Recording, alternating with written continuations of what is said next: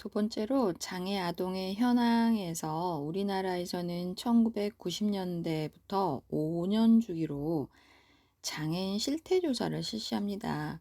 그런데 2007년 장애인 복지법이 개정이 되면서 3년마다 장애인 실태 조사를 실시하도록 규정하고 있어서 1990년도에 1차 조사 이후 2017년까지 지금 8번째로 장애인 실태 조사가 실시되고 있다고 합니다. 이제 올해 같은 경우는 그러면 3년마다니까 이제 2020년 9번째 장애인 실태 조사를 실시하겠네요. 그쵸?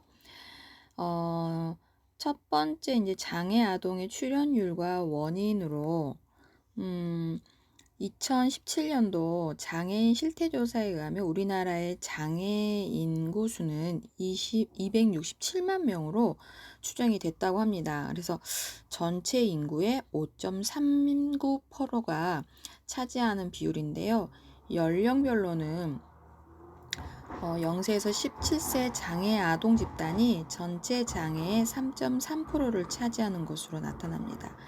장애의 원인별로는 후천적 원인이 다소 감소하는 추세이지만 지속적으로 높은 비율을 나타내고 있긴 합니다. 선천적 원인과 출산율의 원인으로 낮은 비율이지만 지속적으로 증가한다는 것이고요. 이러한 사실은 장애 아동에 대한 의료 재활 서비스 못지않게 장애 예방을 위해 건강 증진과 사고 예방에 대한 정책적 관심이 높아져야 함을 말해주는 비율이기도 합니다. 두 번째로 장애 아동 보육에 대한 교육 현황에 대한 부분인데요. 장애아 전문 통합보육시설 현황을 살펴보면 우리나라의 장애아 전문 어린이집과 광주에는 지금 장애아 전문 어린이집이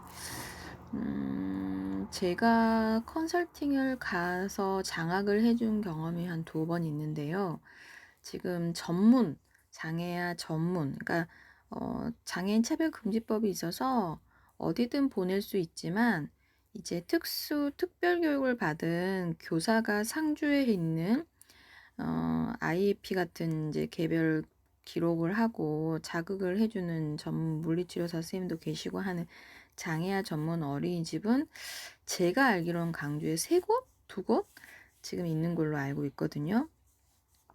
그래서 장애아 통합 어린이집은 매년 점차적으로 증가하여서 2018년 전체 1177개소에 이르는 것으로 나타났다고 합니다. 굉장히 지원금도 많고 혜택이나 이런 것들 때문에 전문적인 시설을 가는 게 특별한 아이들한테 도움이 되기도 합니다. 그러나 이들 시설을 이용하는 장애 아동은 만여 명에 불과한 것으로 나타나는데 아직도 많은 장애 아동이 부모나 가족의 돌봄을 받고 있거나 일반 보육시설을 이용하는 것으로 나타났다고 합니다. 앞으로도 장애 아동의 사회 통합을 위해서 보육 분야에서 해결되어야 할 많은 과제가 이런 부분을 시사한다고 볼 수 있을 것입니다. 장애 아동의 유치원 이용 현황을 보면 87.6%가 유치원에 다니지 않는 것으로 응답을 하였대요. 그래서 대부분의 부모나 가족이 장애 아동을 돌보고 있는 것을 의미하는 것이고 유치원에 다니고 있는 장애 아동의 유치원 이용 형태로는 일반 유치원이 5.5, 일반 유치원 내 특수학급의 4.7, 특수학교 유치원이 2.2%로 매우 낮게 나타났다고 합니다. 우리 강주에 특수와 유치원이 얼마나 있는지는 저는 잘 모르겠어요. 유치원 경험이 없어서. 또한 장애 아동이 경험하는 학교 생활에서의 문제점으로 전반적인 수업 내용의 이해와 친구들의 이해 부족이 가장 높은 비율을 차지하였고 그 외에도 전문교사의 부족과 교사의 이해 부족 그리고 특수교육 보조원 미배치 순으로 나타났다고 합니다. 이처럼 친구들의 이해 부족이나 교사의 이해 부족으로 높은 비율을 차지한다는 것은 일반 아동과 교사들을 대상으로 장애에 대한 인식을 변화시키기 위한 교육이 필요함을 의미합니다. 전문 교사의 배치를 통해 장애 아동의 수업 이해도를 높여가는 것이 장애 아동 복지의 주요 과제임을 말해주는데요. 이것은 또한 장애인의 재활치료 서비스 이용률이 26%로 지속적으로 증가하는 추세이며 장애 아동에 대한 발달 재활 서비스의 지속적 확대 등에 따른 19세 이하 장애 아동의 재활치료 서비스 이용률이 가장 높은 것으로 나타나는 부분이고, 이런 내용은 향후 보육, 교육에 가장 필요한 것으로 장애아 전담 보육시설 확대, 장애 아동 발달 재활 사업 확대, 특수교육 보조 인력 증원, 교사의 전문성 확보 순으로 발달 연구에 대한 부분 이용률을 실태조사 결과로 살펴볼 수 있습니다. 세 번째로 장애 아동 가족의 특성을 살펴보면, 장애 아동 가족의 전반적인 특성에 대해서는 상반되는 두 가지 관점을 제시하고 있습니다. 먼저 장애 아동 가족이 높은 스트레스와 갈등을 경험하는 것은 인간극장이라든지 다큐멘터리라든지 동감 이런 프로그램들을 제가 강의 중간중간에 한 번씩 말씀을 드렸었는데, 직접적인 체험 아니더라도 인터넷 미디어나 이런 데를 통해서 장애가 있는 아이를 엄마가 먼저 어떻게 하고 자살을 하는 등 이런 가족 갈등이라든지 그런 높은 스트레스에 대한 부분들은 미디어를 통해서 많이 노출되기도 하는데요. 많은 가족들이 장애 아동의 출생으로 인하여 상실감과 충격, 분노, 슬픔, 무기력감을 경험하게 됩니다. 그래서 장애 아동의 출생은 경제적인 어려움뿐만 아니라 장애 자녀의 특별한 욕구를 충족시켜주기 위한 육체적, 시간적인 부담, 지식 및 기술 부족, 친지나 이웃으로부터의 고립, 자신의 자녀가 장애 아동이라는 사실로 인한 모욕감, 그다음에 자녀의 미래에 대한 불안감 등으로 인해서 가족원들에게 스트레스를 가중시키게 되고, 결과적으로 이는 가족 간의 통합을 저해하는 요인으로 작용하게 됩니다. 장애의 원인이 임신 및 출산 과정에서의 문제라는 생각을 경우 자녀를 가진 그 부모들은 자신의 잘못 때문이라는 죄책감으로 인해서 이러한 문제를 더욱 가중시키게 됩니다.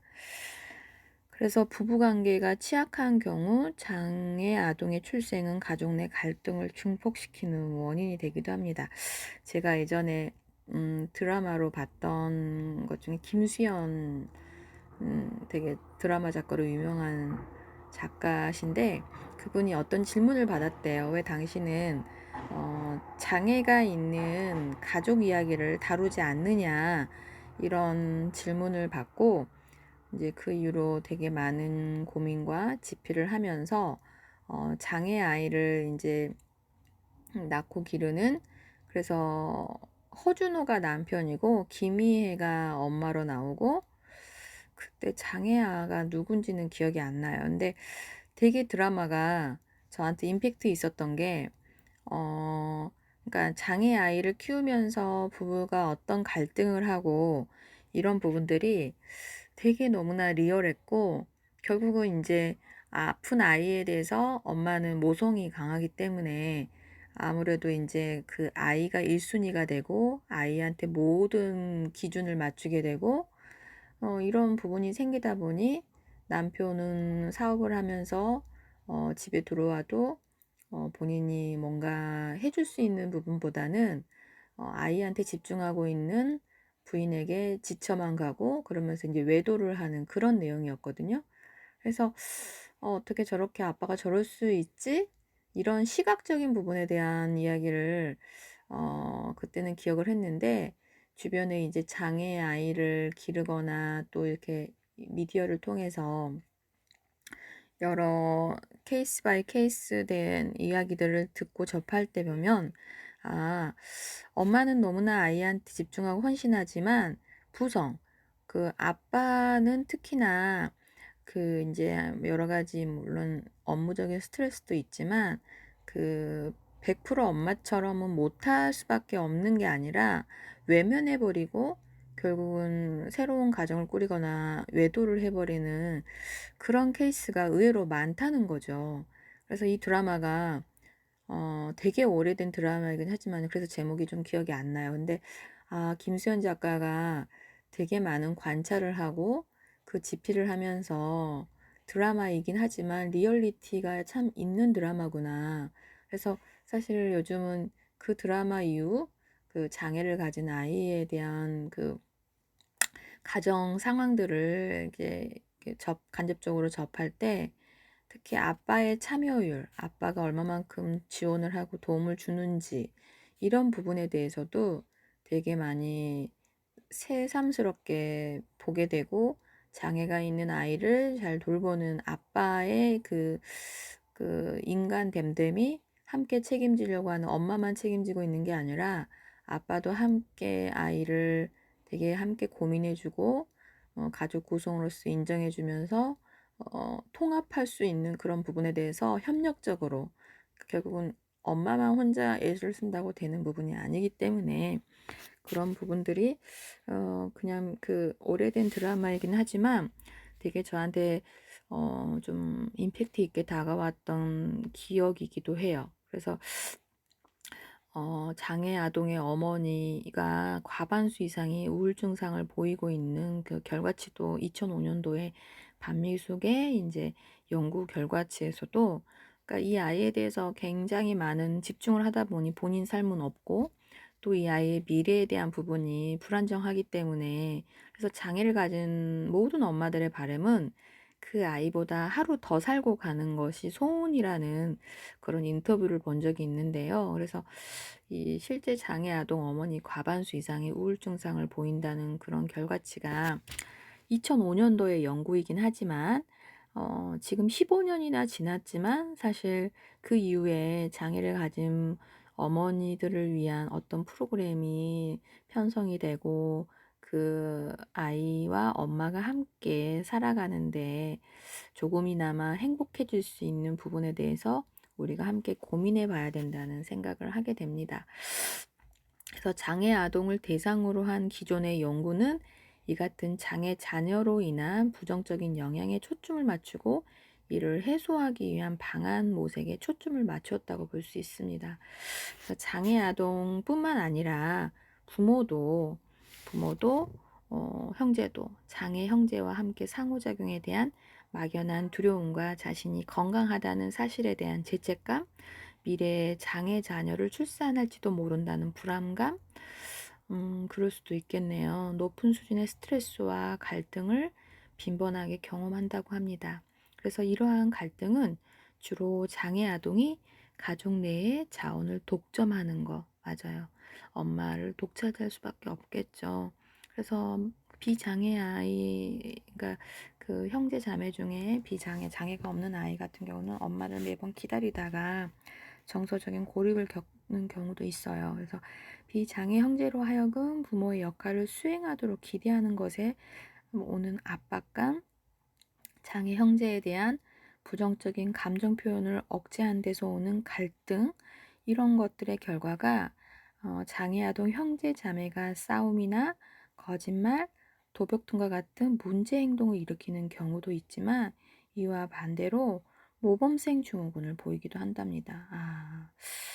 어, 이런 그 연구 결과들에 대한 구체적인 항목들을 보니까 우리가 미처 생각해 보지 못한 아주 구체적인 사례들이 너무나 많네요. 이겨내야 되고 감내해야 되고 그냥 버텨야 되는 이런 가족에 대한 부분들이. 근데 이와 상반되는 관점에서 장애 아동 가족이 반드시 높은 수준의 스트레스와 갈등을 경험하는 것은 아니라고 합니다. 그래서 장애를 수용하고 이를 극복해 나가는 과정을 통해서 더 강한 가족 결속력과 유대감을 경험하게 되는 부분도 있습니다. 실제로 장애 아동으로 인해 비장애 형제가 보다 빨리 성숙하고 가치 있는 인생관을 갖는 것도 굉장히 장점이 될 수 있습니다. 그래서 고위험에 처한 가족의 경우 가족 해체가 일어나기도 하지만 그렇지 않은 가족에게서는 보다 결속력이 강해져서 성공적인 적응이 가능한 것도 있습니다. 그래서 최근 연구들은 가족으로 하여금 이러한 적응성을 높여주는 요인이 무엇인지에 대한 초점을 맞추고 있다고 합니다. 굉장히 흥미롭네요. 그래서 그 가운데 대표적인 개념이 가족 탄력성이라는 부분인데요. 이런 탄력성은 복지 분야에서 장애 아동 가족에 대한 기존의 결점 모델에서 강점 모델에 초점을 맞추는 경향이 있습니다. 그래서 강점 모델에서는 장애 아동 가족의 높은 스트레스 수준의 결점보다는 높은 가족 탄력성의 강점에 초점을 맞추어 의사소통 기술이나 문제 해결 능력을 훈련시킴으로써 장애 아동이 자신의 역량을 발휘해 나갈 수 있도록 돕게 하는 것입니다. 그래서 장애 아동 서비스에 대한 부분으로 이제 장애인 복지법이라는 법을 잠깐 설명드리면, 우리나라의 이 장애인 거주시설, 장애인 지역사회 재활시설, 장애인 직업재활시설, 장애인 의료재활시설 및 그 밖에 대통령령으로 정하는 시설 등 장애인 복지시설을 규정하고 있는데요. 이러한 시설을 통해 장애 아동에게 다양한 복지 서비스를 제공하고, 장애 아동 복지 지원법에서 의료비 지원, 보조기구 지원, 발달 재활 서비스 지원, 보육 지원, 가족 지원 등을 규명하고 있는 것이 장애인 복지법이기도 합니다. 그래서 그 첫 번째로 장애 아동 거주 서비스라는 것이 있습니다. 장애 아동 거주 서비스는 주로 장애 아동 거주 시설을 통해서 이루어지고요. 장애 아동 거주 시설은 거주 공간을 활용하여서 일반 가정에서 생활하기 어려운 장애인에게 일정 기간 동안 거주나 요양, 지원 등의 서비스를 제공하는 동시에 지역사회 생활을 지원하는 시설을 말합니다. 장애인 거주시설의 종류는 장애 유형별 거주시설과 중증 장애인 거주시설, 장애 영유아 거주시설, 장애인 단기 거주시설, 장애인 공동생활 가정으로 구분을 하고 있습니다. 장애 유형별 거주시설은 장애 유형이 같거나 유사한 장애를 가진 사람들을 대상으로 주거, 일상생활, 지역사회 생활 등의 서비스를 제공하는 시설로 지체, 뇌병변 장애 거주시설, 시각장애인 거주시설, 청각, 언어장애인 거주시설, 지적, 자폐성 장애인 거주시설, 중증 장애인 거주시설은 장애 정도가 심해 항상 도움이 필요한 중증 장애인에게 주거 지원이라든지 요양 서비스, 일상생활 지원 등의 서비스를 제공하는 것입니다. 장애인 단기 거주시설은 보호자의 일시적인 부재 등으로 도움이 필요한 장애인에게 단기간 주거 서비스라든지 일상생활 지원 서비스, 또 지역사회 생활 서비스를 제공하고 장애인을 돌보는 보호자에게 단기간 휴식을 제공하는 시설입니다. 그래서 장애인 공동생활 가정은 지역사회 내 일반 주택을 이용하여서 장애인들이 스스로 사회에 적응하도록 가정생활, 사회생활 등 자립생활을 지원하는 주거시설입니다. 장애 영유아 거주시설은 6세 미만의 장애 영유아를 보호하고 재활에 필요한 주거, 일상생활, 지역사회 생활, 요양 등의 서비스를 제공하는 것입니다. 두 번째로 장애 아동 발달 재활 서비스가 있는데요. 장애인 복지법에 근거해 2007년부터 지역사회 서비스 혁신 사업의 일환으로 시작된 장애 아동 재활 치료 사업은 2009년부터 본격화가 시행이 돼서 2012년에 장애 아동 복지법으로 복지지원법으로 시행되면서 법적 근거를 마련하고 명칭도 장애 아동 발달 재활 서비스로 변경되어 시행되었습니다. 그래서 발달 재활 서비스는 성장기 장애 아동의 인지라든지 의사소통, 적응 행동, 감각, 운동 등의 정신적, 감각적 기능 향상과 행동 발달을 위해서 적절한 서비스를 지원하는 정보를 제공하는 것에 의미가 있습니다. 장애 아동 재활 치료 사업 서비스는 장애 아동 발달 명칭이 이제 서비스로 변경이 되면서 두 가지 의도가 있습니다. 그래서 하나는 새로운 용어를 통해서 재활 치료를 둘러싼 기존의 개념적 혼란을 피하고 장애 아동 재활 치료를 별도의 복지 서비스 영역으로 포함시키고자 하는 거였고, 다른 하나는 치료라는 용어에서 파생되는 의료계와 갈등의 요소를 해소하고자 하였다는 것입니다. 그래서 이제 신체적, 기능적 장애 회복뿐만 아니라 이로 인해 유발되는 일상생활에서의 장애도 제거하는 것이고, 넓은 의미의 재활 치료는 장애인으로 하여금 최적의 신체적, 감각적, 지능적, 심리적, 사회적 수준을 성취하고 유지할 수 있도록 수행하는 모든 활동을 의미하고, 좁은 의미의 재활 치료는 주로 약물이나 수술을 통해 이루어지는 의료 중심적 치료와는 달리 신체 기능을 회복하고 유지하기 위해 활동을 중지하고 물리적 자극을 통해서 치료하는 것을 의미합니다. 재활치료에는 운동치료, 작업치료, 언어치료 등이 포함되고, 넓게는 심리치료, 미술치료, 행동치료도 포함됩니다. 그래서 장애 아동에게 제공되는 발달 재활 서비스를 치료 내용과 방법에 따라 구분해 보면은, 우리나라 보건의료법 체계에 근거하여 의사가 지도가 필요한 물리치료하고 작업치료, 또 의료적 재활에 해당되고, 운동치료라든지 심리치료, 미술치료, 행동치료 등은 비의료적 성격의 재활치료로 구분해야 된다고 합니다. 그래서 장애 아동 재활 서비스는 이 가운데 비의료적 재활 서비스만을 대상으로 한다고 합니다.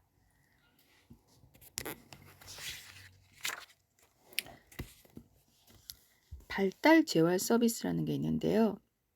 이것은 대상자에게 바우처를 발행하고 지정된 서비스 제공 기관에서 바우처를 사용하여서 재활 치료를 받을 수 있도록 하는 것입니다. 서비스 이용 가능 대상은 전국 가구 중소득 180% 이하 가정의 만 18세 미만 장애 아동이고, 소득별로 차등 지원을 하게 됩니다. 발달 재활 서비스 제공 기관 유형은 언어 재활 기관이 1359개소가 가장 많았고, 서비스 이용은 지적장애 유형이 가장 높은 비율을 차지하는 것으로 나타났다고 합니다.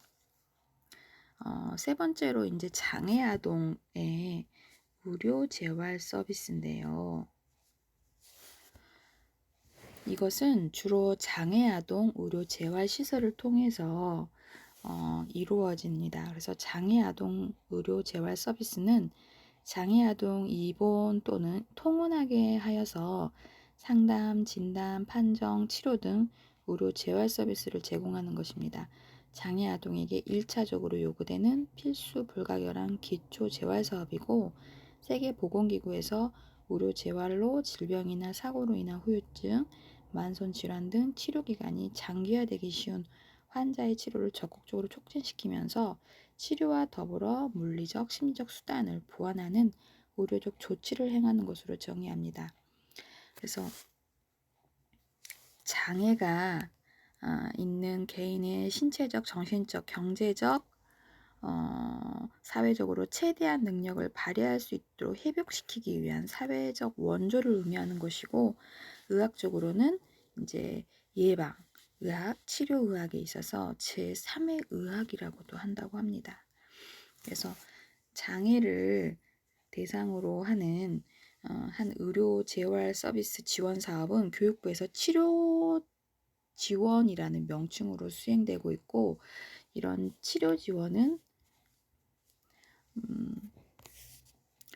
2007년 특수교육진흥법이 장애인 등에 대해서 특수교육부로 변경되면서 이제 치료교육이 특수교육의 범주에서 제외되고 특수교육 관련 서비스의 한 부분으로 전환이 됐고, 치료를 지원하는 부분으로 적용이 되고 있습니다. 그래서 의료재활 서비스는 결국은 손상 부분을 치료함으로써 기본적인 기능 장애를 개선하고, 그 개선에 한계가 있을 경우 다른 기능을 훈련시켜서 재활 보조 기구 등을 활용해서 기능 장애를 대체하는 것으로 이런 치료 지원 유형별 대상자를 물리치료가 가장 많고 다음은 작업 치료가 가장 많은 재활 치료 서비스라고 합니다.